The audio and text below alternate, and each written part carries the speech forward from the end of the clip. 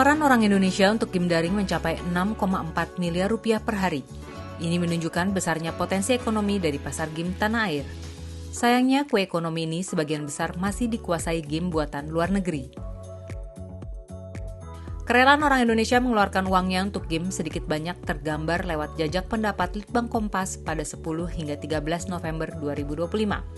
Hasilnya, sebanyak 1 dari 5 responden mengaku bermain game dalam sebulan terakhir. Hal ini sejalan dengan laporan Komdigi yang menunjukkan jumlah pemain game di Indonesia terus meningkat. Pada 2015 baru 70 juta pemain game, sedangkan 2024 jumlahnya berlipat menjadi 154,9 juta orang. Jakarta, Jawa Barat, dan Jawa Timur menjadi 3 provinsi dengan jumlah pemain game terbanyak. Adapun temuan survei Litbang Kompas menunjukkan mayoritas pemain game mengeluarkan uang hingga Rp99.000 untuk sekali top up. Dalam sebulan, mereka bisa sampai 4 kali top up. Jajak ini juga mengungkap sebanyak 12,6% responden mengaku pernah memberikan uang kepada anggota keluarganya untuk top up game. Mayoritas memberikan hingga Rp99.000 untuk sekali top up, dengan frekuensi mencapai 4 kali top up dalam sebulan.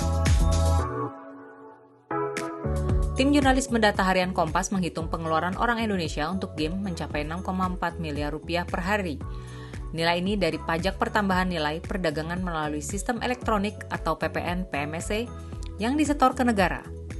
Pajak ini besarannya 11% dari total nilai transaksi digital yang dipungut mulai 1 Juli 2020. Besaran PPN PMSE yang dipungut dari sektor usaha ekonomi digital salah satunya berasal dari pembayaran game secara daring. Data pemungutan PPN PMSE pun menunjukkan lonjakan tajam konsumsi produk game digital di Indonesia sejak 2020. Pada 2020, total penerimaan PMSE digital tercatat Rp731,5 miliar rupiah.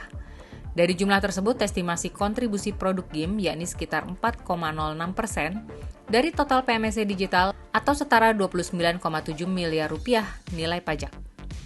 Dengan asumsi tarif PPN 11%, nilai transaksi produk game pada tahun itu diperkirakan sekitar Rp270 miliar rupiah. Tren pertumbuhan terus berlanjut.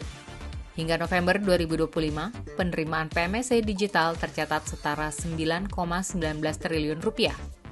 Dari jumlah tersebut, nilai pajak produk game diperkirakan mencapai Rp373,11 miliar dengan estimasi nilai transaksi sekitar Rp3,39 triliun.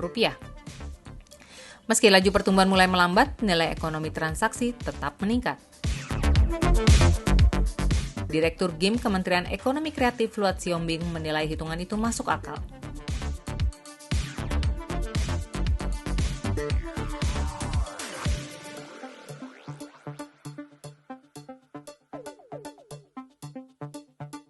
Dijelaskan Luat, daftar game dengan pendapatan tertinggi di App Store dan Play Store masih didominasi produk asing, terutama yang publishernya tidak memiliki badan usaha di Indonesia.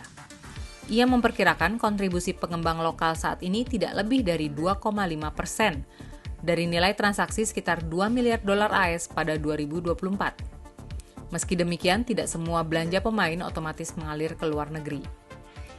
Ketua Asosiasi Game Indonesia, Syafiq Hussein, mengatakan ada keterbatasan akses pendanaan studio game lokal untuk bisa bertahan hingga fase live operation atau pasca rilis. Selain itu, ada keterbatasan talenta berpengalaman di area kritis seperti live ops, analisis data, dan akuisisi pemain game. Dengan kondisi ini, ia berharap mendapat dukungan insentif fiskal dan skema pendanaan seperti tax holiday, tax credit, atau tax incentive pilot untuk riset dan pengembangan serta ekspor digital. Pihaknya juga mendukung konsep ring fence atau alokasi sebagian penerimaan pajak digital untuk penguatan ekosistem sepanjang mekanismenya transparan, terukur, dan tidak menciptakan beban administrasi berlebih.